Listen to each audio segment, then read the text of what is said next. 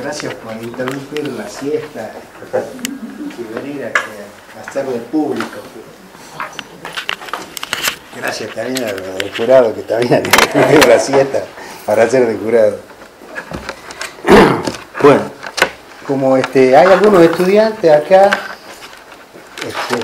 les quiero contar que el tema de la clase esta no es que lo elijo yo, sino que es un tema que ha salido sorteado. Entonces somos varios postulantes que hablamos sobre la misma cuestión. De todas formas es un tema bastante lindo, sobre todo para los que están empezando el final este año, y a Franco que lo acaba de terminar. Felicitaciones, Franco. Por lo menos te va a servir para repasar algunas de las cosas que hemos hablado durante el transcurso del año pasado. Así que, bueno, y ustedes que están arrancando, también es lindo porque este tema a lo mejor los motiva en esta etapa que recién está comenzando del proyecto. Fíjense que dice el proyecto de arquitectura entre lo global y lo local. Cuando aparece el término global en una conversación cualquiera, y uno habla de globalización, de golpe parece que estuviéramos ante la presencia de algo que acaba de irrumpir en la cultura universal. Pero la verdad es que cuando uno lo repiensa un poquito, en realidad a lo mejor las conversaciones referidas a la cultura esta globalizada pueden ser entendidas como algo incipiente en nuestra historia, pero reflexionado un poco, en realidad es algo que acontece desde hace mucho tiempo, diría casi desde siempre. Yo creo que en las manifestaciones de la cultura, esa tensión, si es que la hay, esa complementariedad, si es que la hay, esa intriga, si es que la hay, entre qué es lo global y qué es lo local de cualquier manifestación de la cultura, acontece desde siempre. A lo mejor lo que se ha ido modificando es el tamaño de lo global. Yo estudio la arquitectura y hay una cosa bastante interesante de ver cuando uno se pone a pensar, por ejemplo, lo que fue la expansión del Imperio Español. Cuando los españoles llegan acá, traen la cruz, traen la espada, traen la religión, traen una forma de gobierno, traen una forma de explotar comercialmente una colonia, y traen la arquitectura. Traen la arquitectura. Entonces por ahí uno encuentra en una capilla perdida del norte argentino vestigios, rastros de lo que puede ser una arquitectura cuando anda por ahí en el interior de Andalucía, como en los montes galaicos. Entonces fíjense que obviamente lo que traen es una manera de construir. Y en esa frase aparentemente inocente estamos diciendo todo el mundo. Porque una manera de construir no es una construcción. Cuando digo una manera de construir, está implicando que hay un proceso con posibilidades adaptativas y con posibilidades transformativas a lo largo del tiempo. Es la manera lo que se trae, no lo construido. Ejemplos como ese ya le veo la cara a ustedes, se le deben estar ocurriendo a montones en cualquier manifestación de la cultura, de la cual no está exenta obviamente el proyecto arquitectónico. Ni que hablemos de la música con sus valores universales y esa tendencia que tiene a embriagarnos y a enamorarnos, a deleitarnos a partir de la belleza, del deleite de lo que escuchamos. No puede sino ser algo que deambula entre lo local y lo global. Hay un ejemplo fantástico, de paso ahora que van a comenzar a tener que escuchar música para elegir, para colocar a sus videos. Hay un violinista santiagueño que se llama Néstor Garnica, un mago tocando el violín. Es un mago, no es un intérprete, es un mago. Uno ve la manera de tocar, y quienes hemos tenido la suerte de conocerlo de cerca a Garnica, la manera como maneja el instrumento. Obviamente no toca como un santiagueño Garnica. Garnica tiene en su rastro, en su manera de ejecutar el instrumento, toda la técnica del violín clásico. La tiene toda dentro de sí. Pero además tiene esa cosa que el espíritu del lugar lo tendría Garnica si es que él, en vez de ser violinista, fuera arquitecto. ¿Por qué ejecuta de esa manera y no de otra? ¿Qué es lo que ha logrado dentro de sí que lo puede transmitir a través de sus manos y de su sensibilidad hacerlo?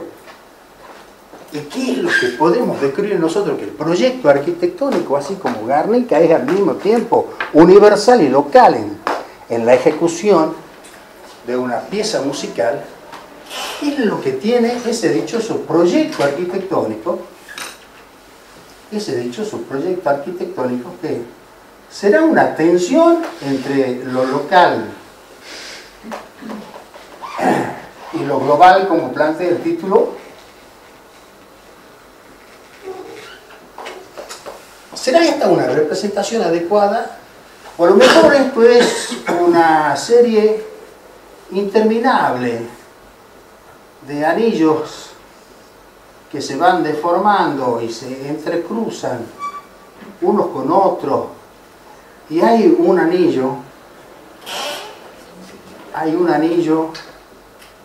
que es el anillo del proyecto arquitectónico, que está rodeando o tratando de hacerse de lo local, y hay otro anillo que es lo global. ¿Será esta la representación adecuada cuando se trata de hablar de ese tema? No lo sé. Pero se me ocurre que esta representación es como más elocuente de esa especie de tensión que acontece entre quien hace el proyecto y el proyecto mismo y de dónde se sitúa. ¿Por qué? Porque si hay cosas que no la podemos delegar, es al proyecto de quien proyecta. El proyecto no se hace solo. Lo hacen los hombres, lo hace un hombre, lo hace un equipo de hombres que están inmersos dentro de una cultura y por lo tanto son modificados por ella, son conformados por ella y al mismo tiempo son elementos conformantes de esa cultura y en algunos casos sumamente significativos y por eso logran trascender en la historia. Y además, a mí en este caso que me gusta jugar con las palabras, fíjense, presten atención a lo que es el subtítulo del tema que ha salido sorteado. Léanlo. Miradas, respuestas y responsabilidades disciplinares docentes y de gestión profesional. Uno puede decir entonces, parece que sobre esta cuestión hay más de una manera de verlo, por eso está expresada como mirada, hay más de una respuesta y hay más de una responsabilidad. Si bien es cierto que aquí habría un aparente, desde el punto de vista etimológico, quizás estuviéramos hablando de lo mismo, porque en realidad responsabilidad también viene de respuesta. El único ingrediente sería que la responsabilidad es una respuesta obligada. La responsabilidad sería la respuesta con la obligación de dar la respuesta. Sería la diferencia, digamos, pero no vamos a andar ahora en el origen de las palabras si estamos tratando de indagar en el origen del proyecto arquitectónico y cómo lo ubicamos hoy al proyecto arquitectónico entre esas dos líneas, si es que son líneas, o esas dos áreas, o esos dos mundos. Y al mismo tiempo se habla de que hay cuestiones que tienen que ver con lo disciplinar, con el ejercicio de la docencia y con la gestión profesional que le vamos a llamar como el ejercicio de la profesión. O sea que hay mirada desde lo disciplinar, va a haber mirada hacia cómo se ejerce la docencia y va a haber mirada hacia cómo se ejerce la profesión. Va a haber respuesta, qué hacer en el campo disciplinar, va a haber respuesta, qué hacer en la docencia y respuesta, qué hacer en el ejercicio profesional, y va a haber responsabilidades en lo disciplinar, responsabilidades en la docencia y responsabilidades en el ejercicio profesional. Aquí le agrego un par de barritas para darle rigidez y ya me sale una torre de alta tensión. Esto es lindo cuando uno ve los gráficos, eso. ¿Se hacen solo, como me dicen ustedes? No, no se hacen solo. Este no se ha hecho solo, lo hice yo. Los gráficos que hacen ustedes tampoco se hacen solo, lo hacen ustedes. Y dice, ¿qué es lo que subyace en el gráfico que hace cada proyectista y que no estaba conscientemente pensando que ese gráfico reflejaba necesariamente lo que él quiere que se piense en ese momento. Y ahí, para el que quiera acrecentar su conclusión al respecto, sugiero la lectura de un autor que no tiene que ver con la arquitectura, pero tiene que ver con la filosofía, y viene muy de mano con lo que está aconteciendo en este momento que les toca vivir a ustedes, mis queridos compañeros y mis queridos estudiantes, que se llama Edgar Morin. Edgar Morin ha escrito una serie de libros. Hay uno que es así gordo, está aquí en la biblioteca, yo lo hice comprar cuando era secretario académico, que se llama El Método. No traten de comenzar la lectura de Morin por ese libro, porque es sumamente complejo y es muy probable que se termine no seduciendo. Pero si ustedes comienzan por un librito que se llama, por ejemplo, Para salir del siglo XXI, o un libro que se llama Los 7 saberes necesarios, o un librito que se llama La cabeza bien puesta, cualquiera de esos tres, para que se den una idea de quién les hablo cuando digo de este señor que dice los 7 saberes necesarios para salir del siglo XXI, ¿no? La UNESCO decide encargarle de entre todos los pensadores del mundo, entre todos los, vamos a encargarle a un señor que nos habla de qué hay que hacer con la educación. Y lo elige la UNESCO a Morin. Por algo debe ser. No me eligieron a mí, lo eligieron a Morin. Una de las cosas que dice Morin en ese libro, y que ahí lo van a encontrar muy relacionado con lo que el quehacer de los arquitectos, es la necesidad que en la educación universal se aprende ecología. ¿Por qué? Porque dice Morin que el ser humano, y en este caso el ser humano proyectista, coexiste simultáneamente tres estancias de las cuales jamás se puede desligar. Una, no puede dejar de ser él la persona que es para hacer otra cosa cuando está proyectando. Tampoco puede dejar de pertenecer al grupo al cual pertenece y necesita de alguna manera sentir rasgos que lo identifiquen con ese grupo y no con otro. Y tampoco puede dejar parte de ser parte de la especie humana. Algo que a veces no lo tenemos en cuenta a nivel consciente. Pero fíjense que la arquitectura, como producto de la cultura, si uno se pone a pensar en la función que ha tenido a lo largo de los siglos para la preservación de la especie humana, es fundamental. Porque ha sido nada más y nada menos que la creación y la ejecución del cobijo. Si no hubiera existido esa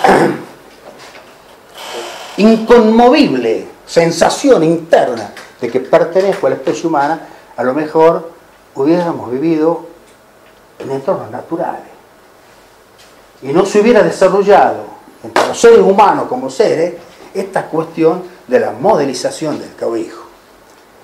Y a lo largo de la historia, esa modelización del cobijo, además de darle el carácter simbólico que ha ido teniendo, o el impulso estético, para que sea de determinadas maneras y no de otras. Entonces, este interjuego entre las diferentes propuestas generadas en el subtítulo de la clase, fíjese que nos dan la excusa para ir desarrollando de poco qué es lo que queremos que vale la pena que por lo menos discutamos, debatamos aquí, sin la esperanza de que a todos nos quede clarísimo de qué tenemos que hacer y salir corriendo de aquí al tablero o a la computadora. ¿Por qué? Porque el propósito de esta charla, que se supone que ustedes los estudiantes están aprendiendo algo acá, no es llenar un balde, no es un depósito, un reservorio de conocimiento donde ustedes a través de escuchar mi palabra se van nutriendo, se van llenando. El propósito que tiene esta clase es despertarle la curiosidad. Eso me enseñó el maestro Edward Allen. Enseñar no es llenar un balde, es despertar una curiosidad. El aprendizaje es un proceso interno que lo van a conseguir sí y solo sí a partir de la actitud personal de cada uno de ustedes, absolutamente intransferible. Como intransferible es mi experiencia. Y va a llegar un momento que voy a hablar de la responsabilidad profesional, y de mi acción profesional, y a veces por ahí escucho decir, no, dice, lo que pasa es que toda la experiencia profesional que tengo la transmito a los estudiantes. No lo creo. No lo creo. No lo creo que sea posible transmitir nada de la experiencia personal. En ese aspecto me aferro casi talibánmente a Lin Yutang. La experiencia es una linterna que solo alumbra el camino de quien la porta. Le puedo hacer un relato a un estudiante de mi experiencia como proyectista. Le puedo llegar, a hacerlo vivir un mundo paradisíaco de arquitecto con muchas obras, con mucho renombre, con mucho dinero, con mucho glamour, con mucho lo que quieran ustedes. Pero eso no es transmitir la experiencia. Porque la experiencia es intransferible. Y no hay vuelta. Al menos de los que seguimos así a rajatabla los preceptos de este señor Lin Yutang, que es tan querido sobre todo en Oriente. Entonces, fíjense, en esta interacción va a haber miradas, y entonces la mirada disciplinar, que sería el primer renglón, la mirada disciplinar, ¿en qué va a derivar? La mirada disciplinar va a derivar en preguntarnos, ¿hay un saber específico del proyecto?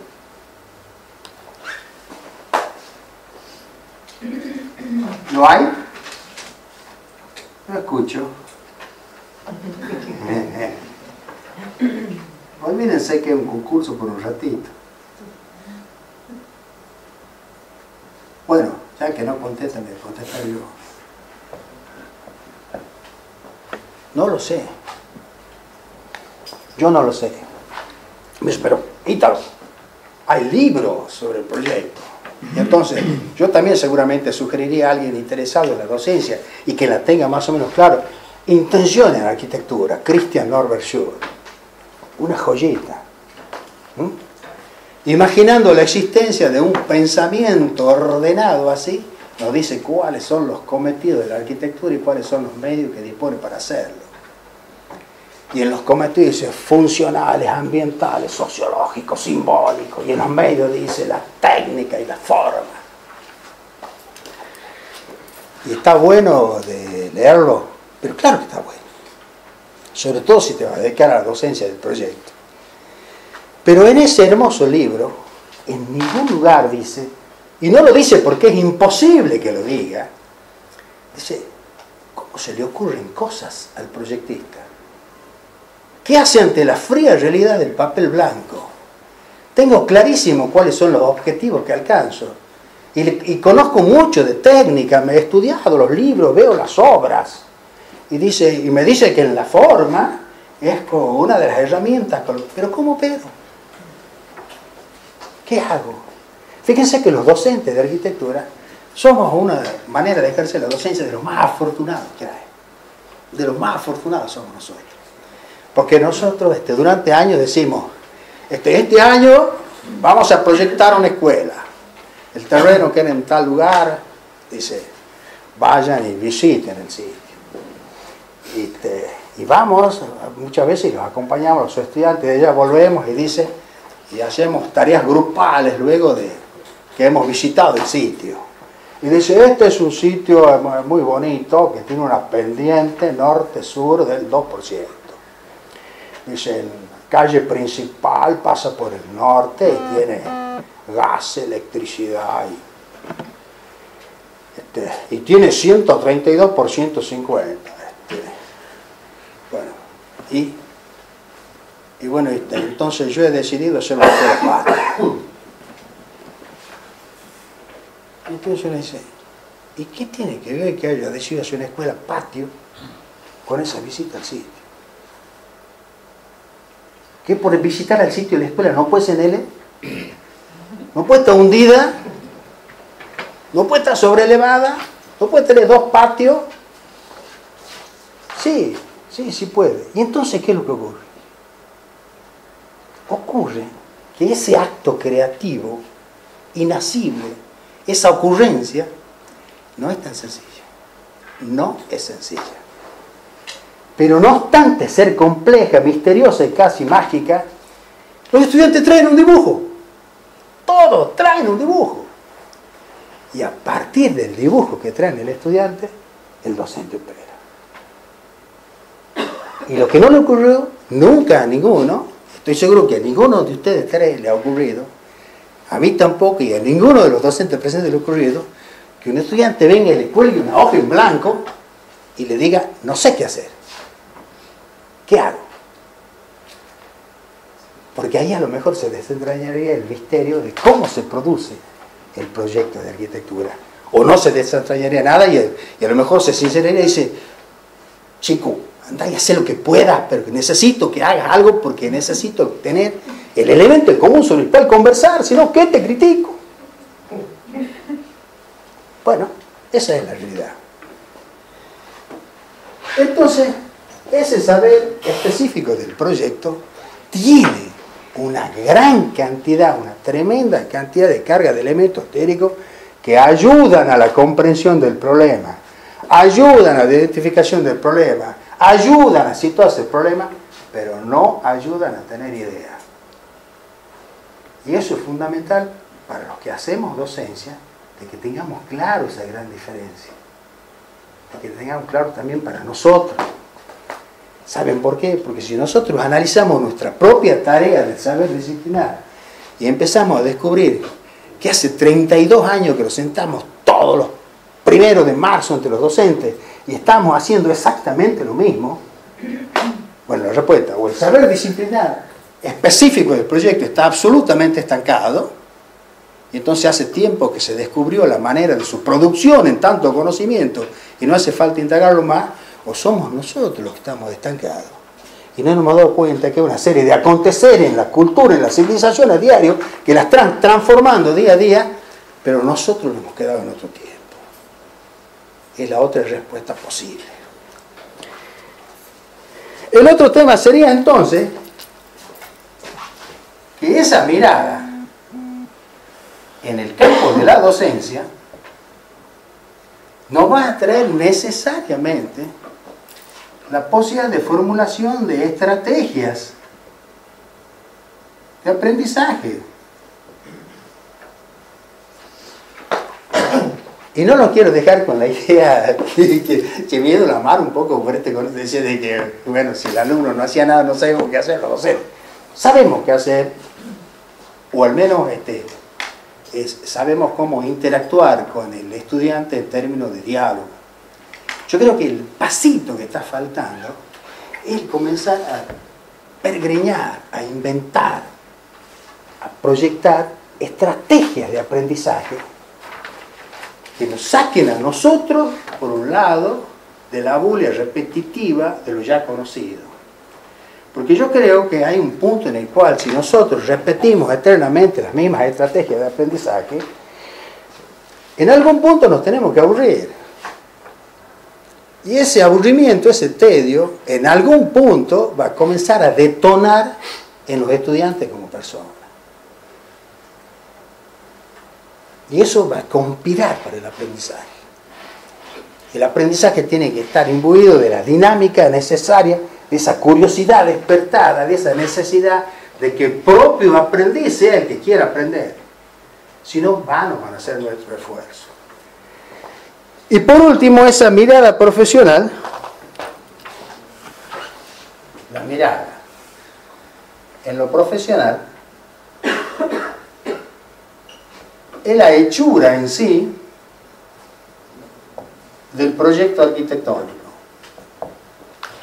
Y aquí viene otra pregunta. Si esto es cierto,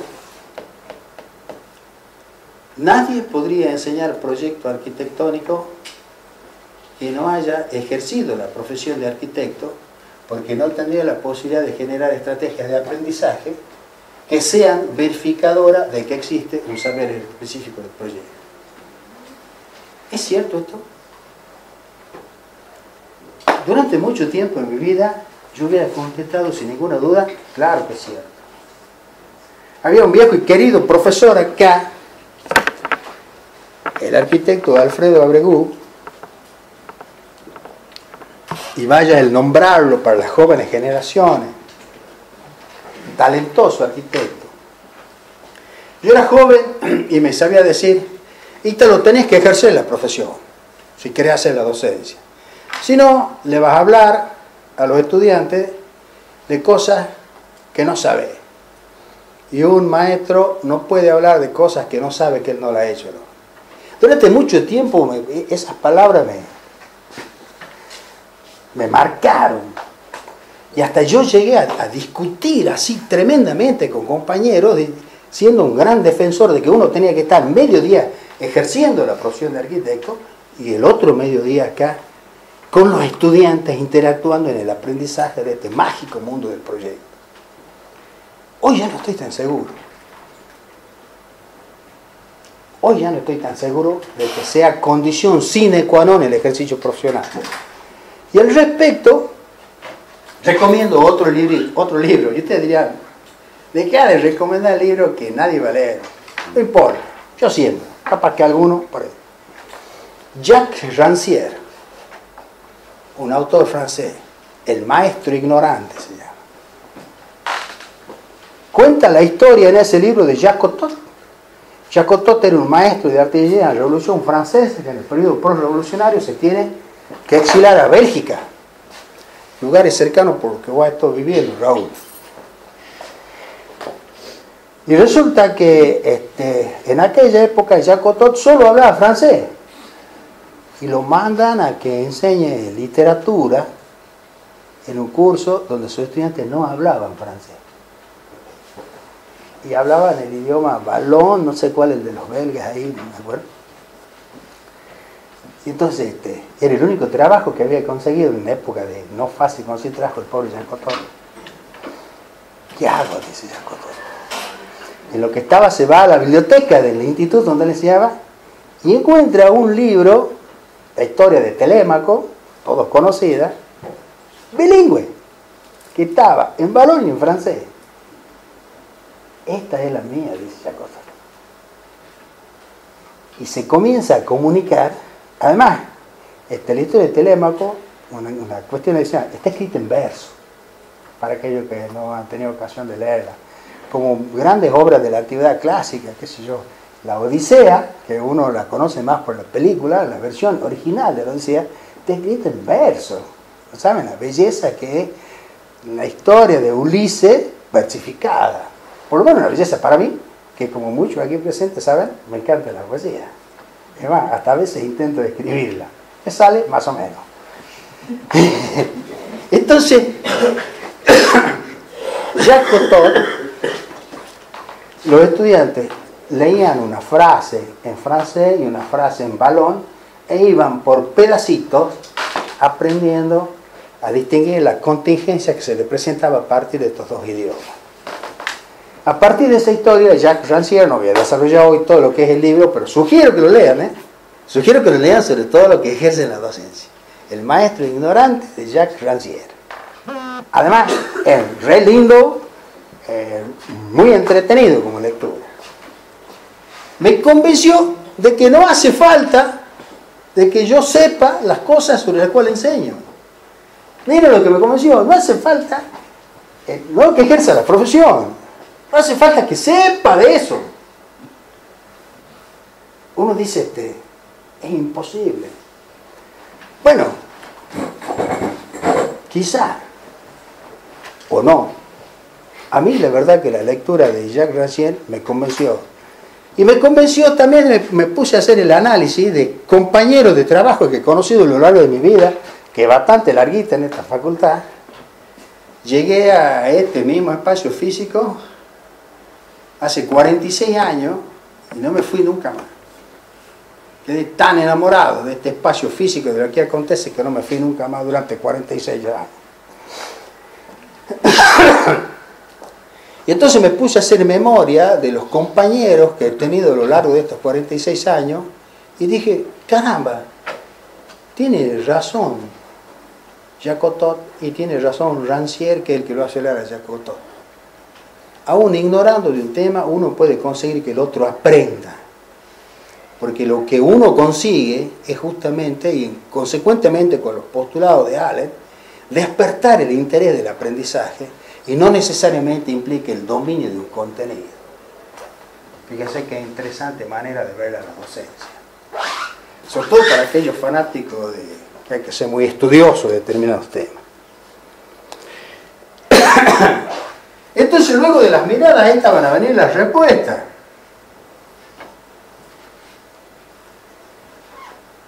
Y la primera respuesta va a ser la respuesta disciplinar.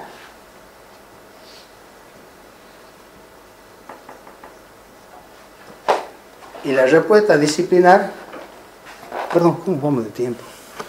¿Alguien tiene idea? Media hora. Ah, perfecto. La respuesta disciplinar va a ser el programa de estudio.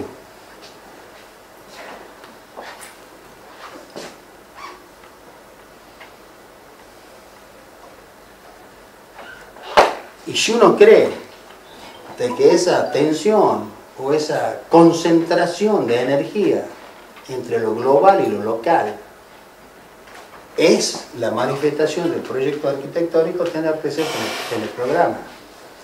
¿Y por qué digo el programa de estudio? Porque el programa de estudio está en la parte media, esa inasible pero fantástica de recordarla, que es la parte media entre un gran plan, que es el plan de estudio, y el proyecto, que es el que hace el estudiante. El estudiante, al cual nosotros creemos que a través de ese proyecto, y fíjense las características que tiene el proyecto arquitectónico y las cosas que nosotros le atribuimos no solo la hechura por parte del estudiante, sino le atribuimos al proyecto el don o la capacidad de que nos va a mostrar el aprendizaje del estudiante. Y así lo clasificamos. Entonces, la pregunta es, el proyecto que está bien hecho, acotado, perfecto, alcanza los objetivos que nos propusimos, no sé cuántas cosas, ¿está mostrando realmente lo que el estudiante aprendió? Fíjense qué pregunta. Yo diría, a veces, y ya parezco Dolina, no he dado una sola respuesta ni por sí ni por no, que empezó esta clase, pero la verdad es que es así. A veces algunos proyectos muestran lo que el estudiante ha aprendido y a veces no. Y el tema es que a los docentes no nos gusta no atribuirle a los buenos proyectos su capacidad de mostrar aprendizaje, pero a los malos proyectos, y no nos gusta tanto, porque de alguna manera de nuevo dice, proyecta mal, no aprendió nada, usted enseña mal. Qué caritas, si se vieran. Entonces ese atributo del proyecto conferido por nosotros, no porque el proyecto los tenga, va a tener otra manifestación, que es la respuesta que vendría a ser, estamos hablando de respuesta docente,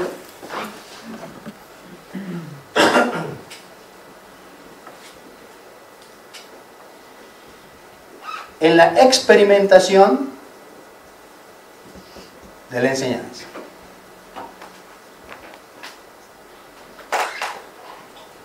La enseñanza del proyecto arquitectónico, si es que se la pudiera desligar del aprendizaje del proyecto arquitectónico, según este razonamiento, implica que sí o sí tiene que ser un campo de experimentación.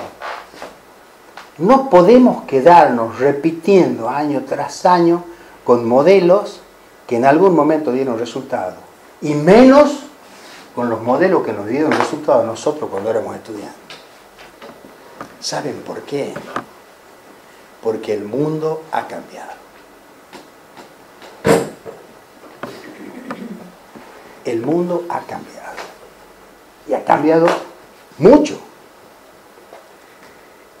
Y en ese proceso de cambio del mundo, que vuelvo a insistir, no vayan a creer que cambia ahora, porque es siglo XXI. Porque al mundo se le ha ocurrido cambiar desde aquel día en que el primer Australopithecus levantó la cabeza erguido y dijo, bueno, si aquí no hay más alimento, voy a caminar a buscar alimento allá. Desde ahí el mundo no ha dejado de cambiar. No han dejado de cambiar los hombres, se han desplazado, han desarrollado técnicas, conocimientos, ambiciones, han guerreado, han explotado unos a otros y ese mundo ha estado en constante convulsión y sigue. ¿Es difícil este tiempo? Claro que es difícil. Como a todos los hombres, dijera el compañero Jorge Luis. Borges acuñó esta frase, dice, le tocó vivir un tiempo difícil como a todos los hombres.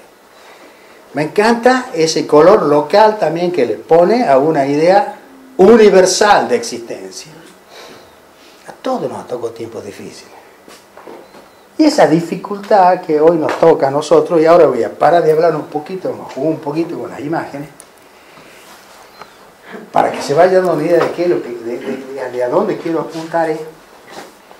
Yo no puedo desligar el proyecto arquitectónico de las herramientas que usa quien quiere aprenderlo, quien quiere proyectar para producirlo. Y esas herramientas no han sido las mismas a lo largo del tiempo. No hay que confundir las herramientas con algunos conceptos inalterables sobre el proyecto arquitectónico, en los cuales me declaro así, públicamente, fanático de Vitruvio. Nadie como él. Firmitas, utilitas y venusta en armonía con el entorno. No tiene más secreto la arquitectura. Hay que hacerlo. Y no es fácil. No hay más. Toda la literatura posterior a Vitruvio, dicho con el mayor de los respetos, son otras formas a lo mejor más amenas de plantear lo mismo. Son formas más derivativas de otras disciplinas o relacionantes con otras disciplinas de plantear lo mismo. Vitruvio en sus 10 libros, en los 10 tomos del Tratado de la Arquitectura, creo que en el tomo 3 donde habla, en realidad habla específicamente de los edificios públicos cuando habla de esto. Pero la verdad que uno podría hacerlo extensivo a toda la producción de la arquitectura, siempre y cuando no nos pongamos a hacer un análisis ideológico, que vamos a terminar todos llorando aquí, dándonos cuenta que la historia de la arquitectura es la historia de los edificios públicos. Y que en realidad, cuantitativamente, es la menor parte de la arquitectura producida en el mundo. La mayor parte de la arquitectura producida en el mundo, aquí en Latinoamérica, sin ir más lejos, se produce sin intervención de los arquitectos. Es una arquitectura que tiene que ver con la pobreza, que tiene que ver con necesidad, con buscar el cobijo de la manera que sea o como sea. Ahora estamos hablando, digamos, hacemos recortes, como para no deprimirnos en esta siesta, y hablamos de la producción del proyecto arquitectónico como un hecho cultural complejo, en el cual estamos viendo qué mirada y qué gestiones y qué responsabilidades las tenemos en este juego entre lo global y lo local. Se supone, ayer, tiene esa fechita, ¿qué tal le quedó el traje? 2450 años antes de Cristo. Se ríe Marcelo Montenegro ahí porque tuvimos una larga charla de café sobre ese personaje que está ahí. Es una estatua de arcilla que está en el Museo del Louvre. El primer arquitecto registrado como tal en la historia del universo. Y tiene ese dibujo que está allá, es más o menos una reproducción de lo que está en la tableta de arcilla. En la Mesopotamia, el rey Gudea, se llama el arquitecto, obviamente la ha bautizado uno de ahora, no sé qué palabra han tenido los sumerios para designarlo, que pareciera ser la planta de un edificio. En 2450 a alguien se le ocurrió que estaba bueno hacer un dibujo primero y después el arquitecto. ¿Habrá nacido ahí el proyecto de arquitectura? ¿Qué hacían nuestros abuelos antes de Gudea? Apiló una piedra aquí, acá, acá y salió como salió. Comenzó a salir mejor la arquitectura, era más funcional, funcionaba mejor el coeficiente K de tramitancia técnica de los muros. Desde que se comenzaron a proyectar, no lo sabemos, o quizás lo vamos a saber dentro de 15 minutos cuando termine esta charla. Ahí pasaron algunos años. Miren la fecha, 1500, vuelven atrás, saquen las cuentas. Entre el 2450 y el 1500 casi no hubo alteración ninguna de la manera de representar estas cosas que eran para hacer el proyecto arquitectónico. Eran planitos de planta o de alzada. No conocía el hombre, ustedes que hubieran vivido en esa época, se hubieran retenido su vida a hacer planitos en planta o alzada, no había más. Algunos me dirán, bueno, hay algunos que siguen con esa misma costumbre. Y yo le diría, sí, algunos siguen con esa misma costumbre. Hasta que aparece Durero. ¿Arquitecto Durero? No tenía el más mínimo interés en la arquitectura. El interés, Durero se dedicaba, tenía su afición a la pintura, pero ya su gran amor era la óptica. Él quería saber por qué se veía como se veía.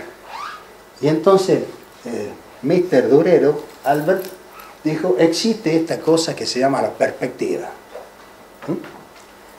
La perspectiva de Durero fue la pintura, y de la pintura ahí nomás al ladito, los arquitectos que estamos siempre dispuestos a tomar cualquier cosa que deambule por cualquier disciplina y que nos venga bien. ¿Y por qué no? Tomemos algo de la pintura, y esta manera de la perspectiva imbuyó toda la producción arquitectónica del 1500, dicen algunos. Y ya con la perspectiva, hasta el 1800, 300 años después de Durero, aparece uno nuevo, Gaspar Monge. ¿Le suena? Claro, aquí están, compañero de Sistema 1. Vista lateral derecha, vista lateral izquierda, planta y frente. Matemático, Gaspar Monge, desarrolla la geometría descriptiva y nos enseña de que hay diferentes maneras de representar. Fíjense, esto viene de perilla, los arquitectos. Más allá de las dificultades que habrá tenido alguno para aprobar el sistema de representación cuando era de esta facultad, digamos, es casi simbólico que uno lo primero con que la facultad te recibe con sistema de representación, porque parece que no hay otra manera, no se puede desligar lo que se representa de lo que se está queriendo hacer, y mal podés hacer algo si no sabes cómo representar.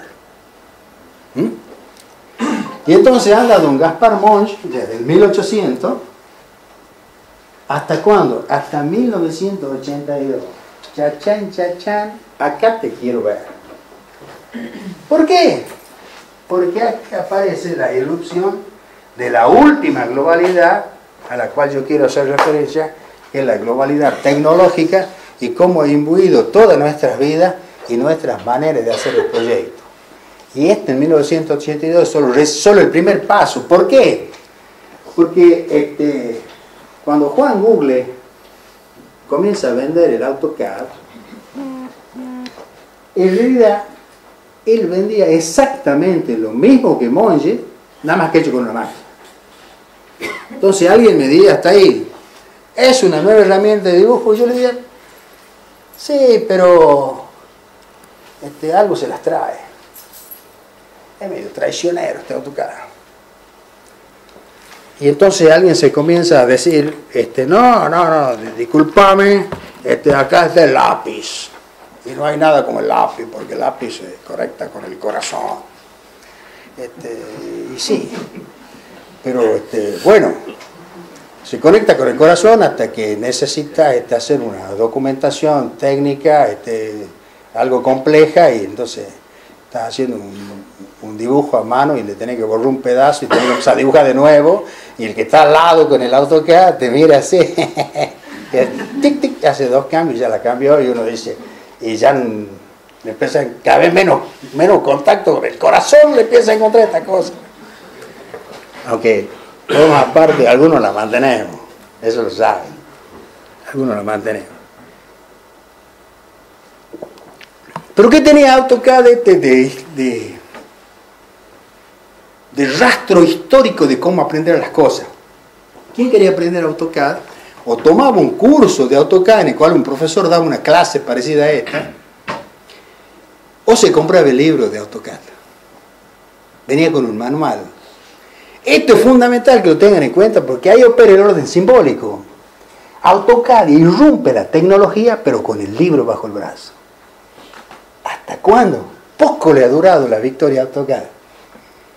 Porque en el 2000, chachán, chachán, aparece Don SketchUp. Y don SketchUp dice, no hay más planos, hay solo maquetas virtuales. Y como si fuera poco, traigo el mundo de la maqueta virtual y traigo una nueva manera de aprender. No hay más libros, dice SketchUp. Quien quiera aprenderme a mí, solo tiene que abrir el programa. Y yo, SketchUp, le voy a ir diciendo lo que tiene que hacer para que usted pueda hacer aquello que usted quiere hacer. Esto, ni más ni menos, en mi mirada, pone en crisis no solo la producción de la arquitectura, sino está poniendo en la primera crisis la existencia del docente de proyecto.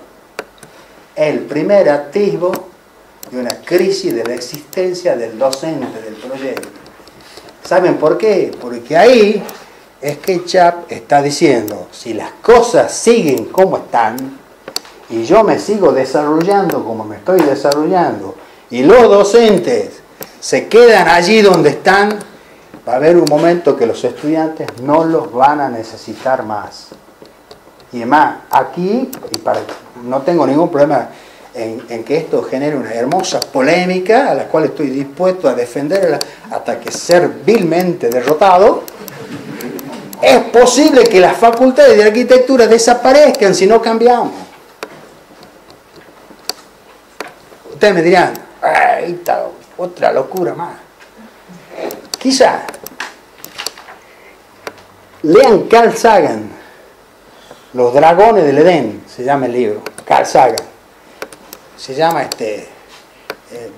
Disquisiciones sobre la evolución de la inteligencia humana. En 1986, Carl Sagan ya decía, y lo muestra en el libro, ¿sabe qué hace? Una simulación de una computadora haciendo, no un proyecto arquitectónico, haciendo una interpretación psicoanalítica de un paciente. Así, el tipo habla con la computadora, ahí está transcrito en el libro, y dice, ¿y usted qué le pasa? Estoy muy angustiado. No me diga, ¿por qué? Dice la máquina. Bueno, no lo sé bien, creo que hace mucho que no veo a mis padres. Ah, caramba, qué interesante. ¿Qué más podría decir al respecto? Bueno, mi vida deambula entre nubes oscuras que no me dejan ver el televisor. Ah, muy bien. Expláyese. Y así sigue. Esto, uno dice, bueno, es una ficción. Quizá, porque el que está planteando esa ficción es nada menos que Carl Sagan, que de la manera como Morin fue convocado por la UNESCO para escribir los 7 saberes necesarios para salir del siglo XXI. Les quiero recordar que Carl Sagan, cuando se hace la conferencia SETI, para aquellos que no la conocen, reúne a los científicos más destacados del mundo. Y la sigla de la conferencia SETI quiere decir algo así como conferencia para especular sobre la existencia de la inteligencia extraterrestre. Entre todos los científicos del mundo eligen quién va a presidir esa conferencia, Carl Sagan.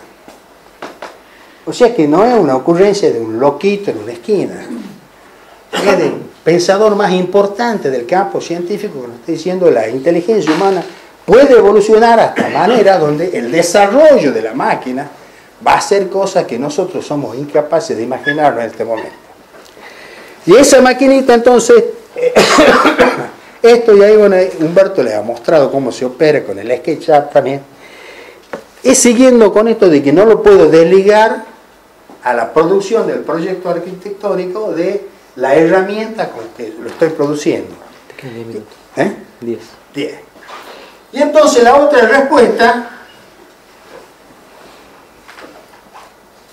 respuesta estaría referida a la profesión. ¿Cuál es la respuesta a la profesión?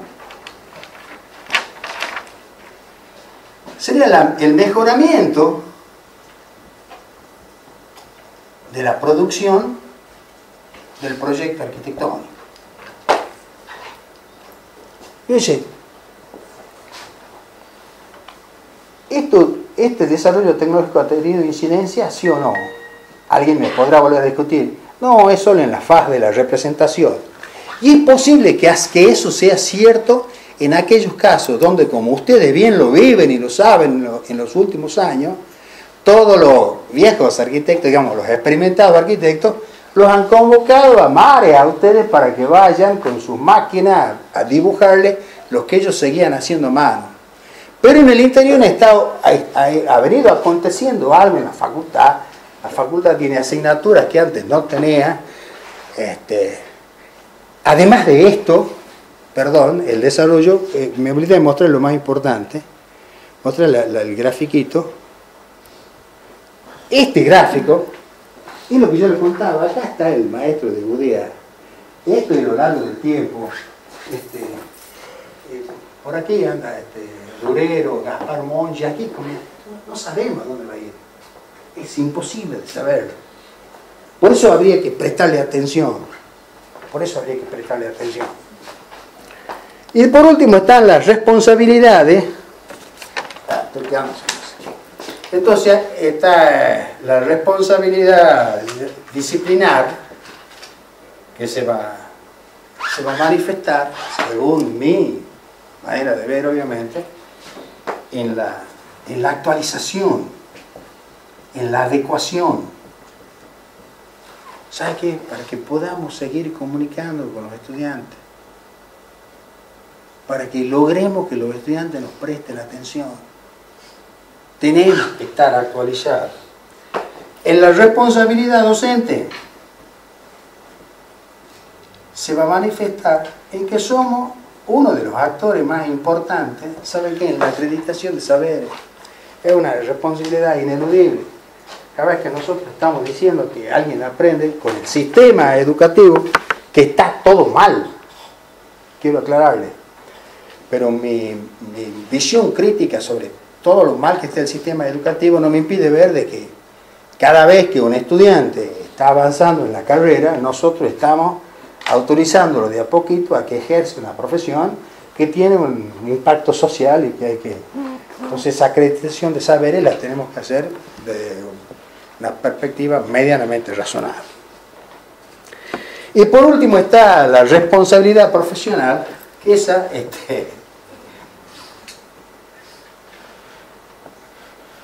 hay una serie de normativas sociales que ya están establecidas, que bueno, los colegas grandes que están aquí la sufren, los estudiantes que están acá la están aprendiendo ahora ahí con práctica profesional y legal, de cómo está normado esto. Y se me ocurrió una manera interesante de ver, dice, fíjense que las normas que hablan sobre el ejercicio profesional están referidas a arreglar y a castigar, inclusive, qué ocurre cuando los edificios colapsan. Entonces, pareciera ser que el hecho de que los edificios se mantengan en pie nos hace como, nos da como una especie de licencia doble cero para hacer cualquier cosa con tal que no se caiga. Y uno dirá, bueno, es lógico, porque si se cae puede matar a alguien. Y yo le digo, bueno, pero es lógico que yo tenga que pasar por una esquina horrible todos los días de mi vida y que nadie pueda hacer nada al respecto.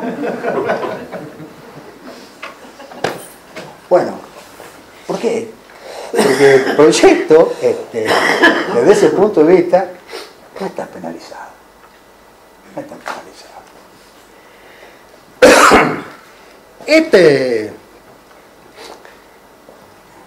Para ir cerrando, esta adecuación entre lo global y lo local y sus diferentes manifestaciones, esta disquisición obviamente la hago a partir de la sugerencia del título, que está redactado con un altísimo grado de imaginación, diría yo. Me ha encantado.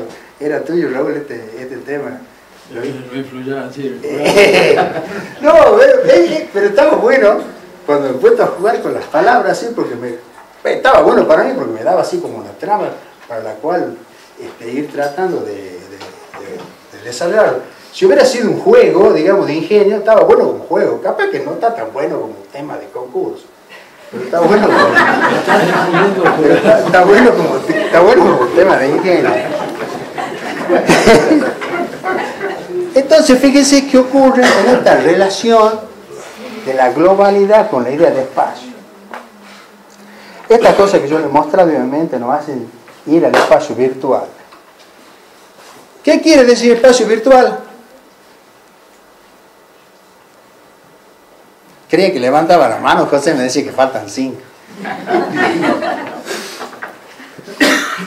Espacio virtual, fíjense que lo hemos usado tanto últimamente que hemos terminado casi conformándonos que es el antónimo de real.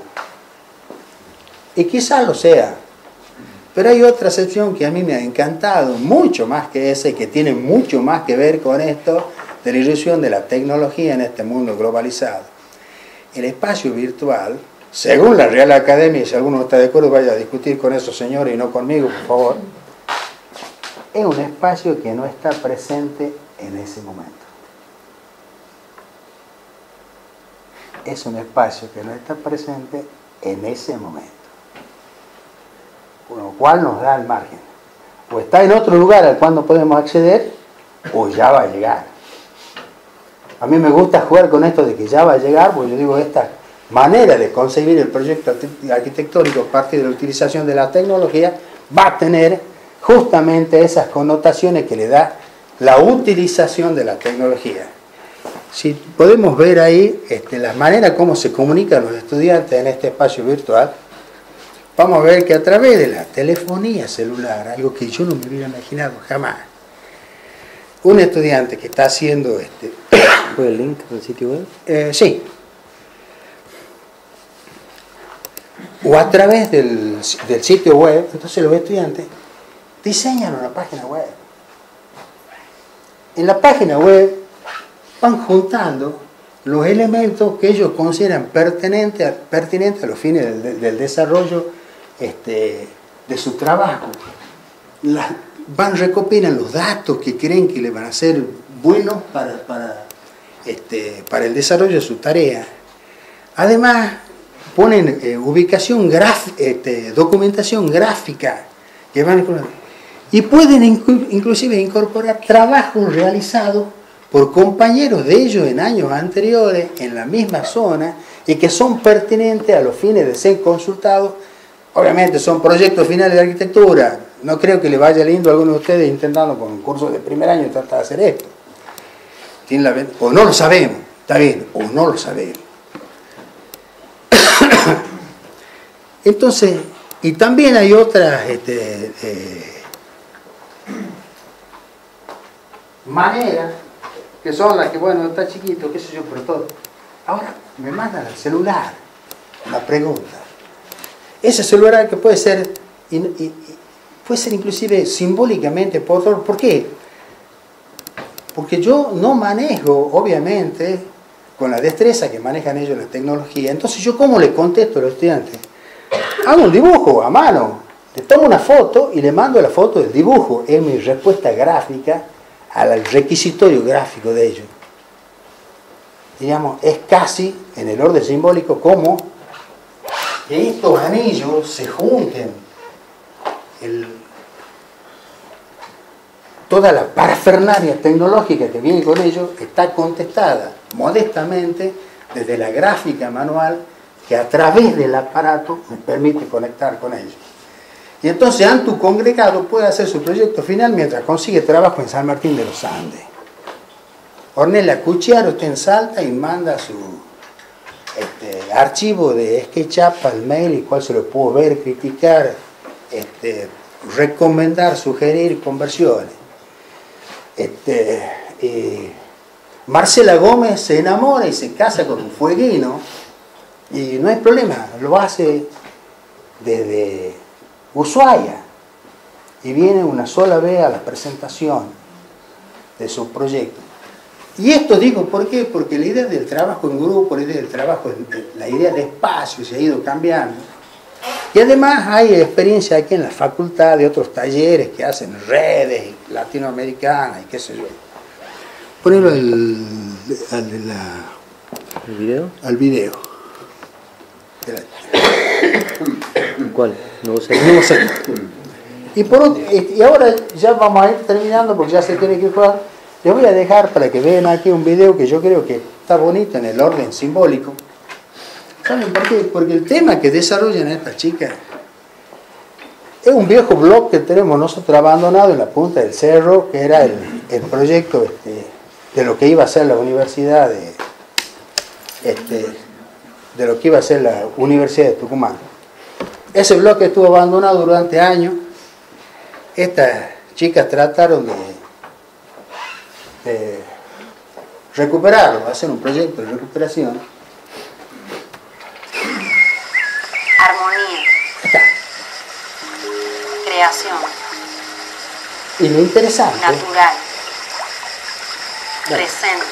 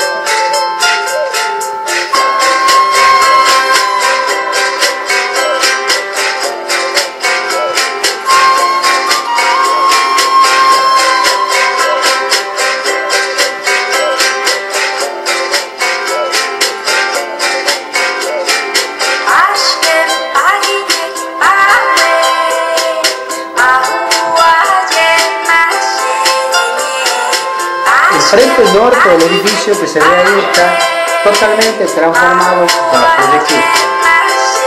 Más el frente sur creyeron en la esfera de conveniencia dejarlo tal cual estaba, sin hacerle ninguna intervención. Por eso lo elegí para mostrarlo, pensando que a lo mejor era como un simbólico, como algo simbólico, ha pasado a ser tan nuestro, que hay cosas que no se pueden tocar, y hay otras cosas que sí vale la pena. Y entonces hay una parte del envolvente que ha sido modificada y hay otra parte que se la preserva tal cual es. También me parece interesante la música que ellos eligieron. Eso que está escuchando es un grupo que se llama Conolé. Para algunos que son casi unos sibaristas musicales de las manifestaciones folclóricas contemporáneas, es un grupo que recupera la música huichí chaqueña. Obviamente interpretada con instrumentos y vocalizaciones que se escapan de lo tritónico que hubiera sido la manera absolutamente tradicional de hacer esa música. En este lenguaje ven que queda la vieja estructura de hormigón que pareciera ser en este caso, yo pretendo leerla así, como el símbolo de lo que debe quedar de color local, con mallas de cobre y alambre perforado que sirven como las imágenes tomadas de una arquitectura más actual, más contemporánea, más permeable. Y bueno, y por último, ¿sabe qué les diría? Esta cuestión del proyecto arquitectónico entre lo global y lo local es exactamente, desde mi punto de vista, las tensiones a las cuales se ha visto sometida desde siempre el proyecto arquitectónico, no es nuevo. Y antes que se vayan les cuento una pequeña anécdota tomada de una película. Morgan Freeman hace de un viejo escritor que, conversando con una niña, la niña le dice: yo quiero que me enseñes a escribir como vos. Morgan Freeman al principio se niega y después un día le dice: vamos a caminar por ese camino. Y hay un camino que tiene una arboleda al fondo y le dice: ¿qué ves? Y la niña contesta: veo una fila de árboles, un cerro al fondo, el cielo, el sol. No, le dice Morgan Freeman, eso es lo que vemos todos. Yo quiero que me digas lo que tú ves. Esto me pareció una dosis de sabiduría tremenda, y llevándola del campo de la literatura al campo del proyecto arquitectónico. El proyecto arquitectónico tiene que ser necesariamente tratando de conseguir un equilibrio entre estas tensiones, entre lo global y lo local, la mirada posible de aquel que está proyectando. Porque el proyecto es eso, es mostrar algo que aún no existe. Muchas gracias a todos por haber venido y la paciencia que han tenido para escuchar.